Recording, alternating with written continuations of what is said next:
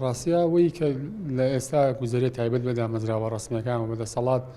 ڕاستیە ئەوەیە کە ئەمانە هیچ شەرم و شکۆیەشیان نەما.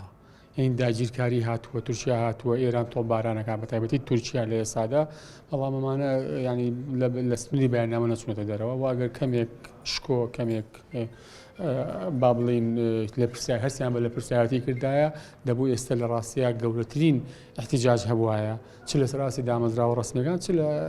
ئاستی حیزبە سیاسیەکانیش و دەسەڵات لە هەرێمی کوردستانە و ئەمانە لەوە بۆچوونی من لەوە بوونەتەوە کە خەڵک چاوەڕوانی لیان هەبێ ئەستەن هێڵی خیانەت لەناو ئەمانە خۆی زۆر ڕوونە و بە جۆرێک لە جۆرەکان لە خیتاڵەکانیانە شەرعیەتە دەن بەو داگیرکاری دەوڵەتی تورکیا بۆیە ئەرچی هەمومانە خەڵکی خەڵکە تاک بە تاک دیفاع لە خاچی خۆی بکات و ئەز ئافولیمان ئەگەر بە قسەش بووە هەڵوێستی بەرپرسان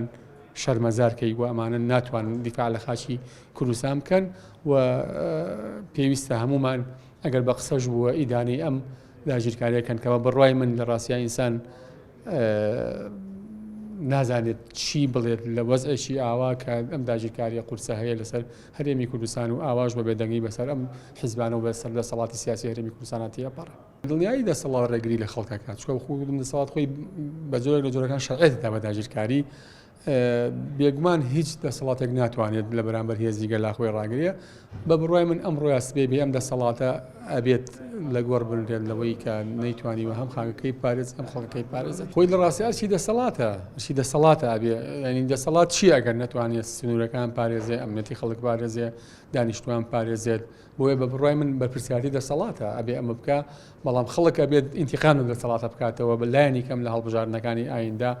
و خەڵک ئەبێت بە شێوازی مەدەنی هەمیشە فشار بێت لەسەر دەسەڵات بەڵام ئەوەی کە مەسئولەتی لەسەر شانە و هەز بەم بەرپرسیارەتێ ناکە ئەوە دەسەڵاتی سیاسی و ئەحزاب و حکوومەتڕانیە و دامەزراوە ڕسمیەکانە لە هەرێمی کوردستانە بە تایبەتی ئەو بنەماڵە سیاسیانی کە دەستیان بەسەر حکومڕانی هەرێمی کوردستانە گرتووە لە ڕاستیات خەڵکەکە ئەوەی پێکراوە کردوێتی و ئینسان ئەبێ شایەتی با و خەڵکە هەمویان بەرگریەکەن و نایانەوێ خاچی خۆیان چۆڵکەن بەڵام زۆڵم و زۆری داگیرکاری ینی لە سەر و تاقە و توانای خەڵکەکەوەیە بەڵام بەدڵنیایی خەڵک بڕوام وایە زۆر بەتوندی بەستراونەوە بە خاچی خۆیانەوە بەڵام وەک دیسانیڵێم و ئەرشی سەرەکی دەسەڵاتە کە بێت دیفاع لە خەڵک و لە خاکەکە بکە